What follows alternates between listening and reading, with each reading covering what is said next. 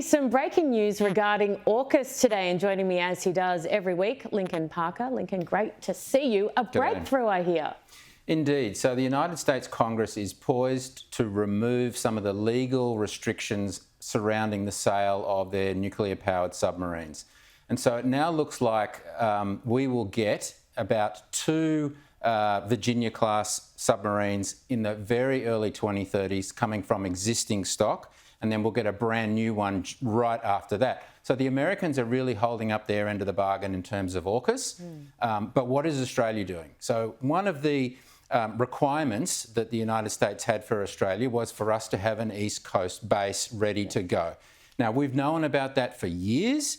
There are essentially three possible bases, but really only one clear standout base, and that is Port Kembla, the others being Newcastle, which is half owned by the Chinese, and then Brisbane, which is a very long trek above water to get out to deep water, whereas Port Kembla, straight down right away. But the Labor government, the Albanese government, have come out and said, well, we're not going to make any announcements or any decision on the East Coast base until the end of the decade. And I'm like, come on. I mean, we all understand how long it takes to build anything in this country with red tape and green tape and all that stuff. We will just not be ready for it. And what are the Americans going to say? They'll laugh, probably. Probably. Talk to me about some prominent leaders in the Solomon Islands. You just mentioned the Chinese. They've been warning about the Chinese. What are they saying? Indeed. There was a big investigative report done on the Solomon Islands over the last week, given that the Solomon Islands hosted the Pacific Games. The Chinese government paid for the $120 million brand new stadium that was used during the Games. And viewers will remember that Prime Minister Sogavare of the Solomon Islands postponed national elections because of the Pacific Games.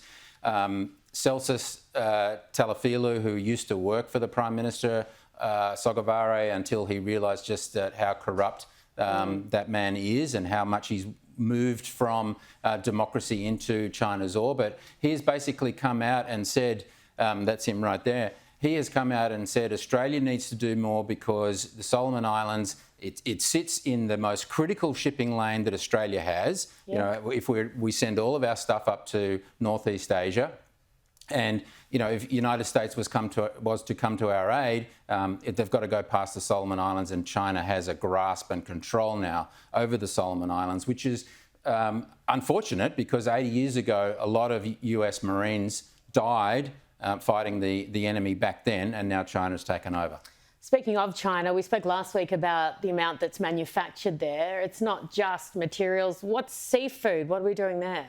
Yeah, so this is really interesting. The New Yorker, which is a big magazine, did a really full-on investigative report about just how big the Chinese distant water fishing fleet is. And in fact, they control something over 60% of all of the world's aquaculture. Now, Australians might not be aware of this fact, and I certainly wasn't until I read the report, that Australians consume, the seafood that Australians consume, 70% of it comes from overseas. It's imported. What? Imported. Now, really? It's insane like because a lot it's of cheaper. Other things, yeah. It's cheaper, obviously, to buy cheap Chinese seafood. And the laws pertaining to what suppliers of seafood in Australia are required to tell the consumer are very lax. And so we're going to be eating Chinese seafood that's caught under horrible conditions with slave labour, which is what came out of this report. Slave labour in their distant fishing fleet, violence, abusive behaviours, workplace practices and all that sort of stuff. And that's the road we're going down because of industrial relations laws that are being pushed through by this government, and the fact that we've just got too much bureaucracy, too much red tape, too much green tape, and that's affecting Australian consumers. The reliance we have on China is terrifying, but still friendly handshakes. When will we learn? And hugs, remember. And hugs, of course, always. Lincoln, brilliant. Thank you so much. Merry Christmas.